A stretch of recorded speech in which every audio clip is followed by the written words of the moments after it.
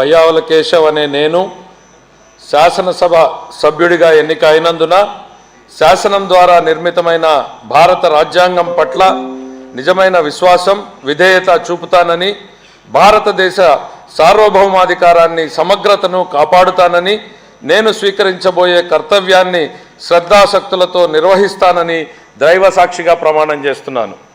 ఆంధ్రప్రదేశ్ శాసనసభ సభ్యుడైన పయ్యావుల కేశవ్ అనే నేను సభ నియమాలకు కట్టుబడి ఉంటానని, వాటిని అనుసరిస్తానని, సభ మర్యాదలను పాటిస్తానని, సాంప్రదాయాలను గౌరవిస్తానని దైవ సాక్షిగా ప్రమాణం చేస్తున్నాను.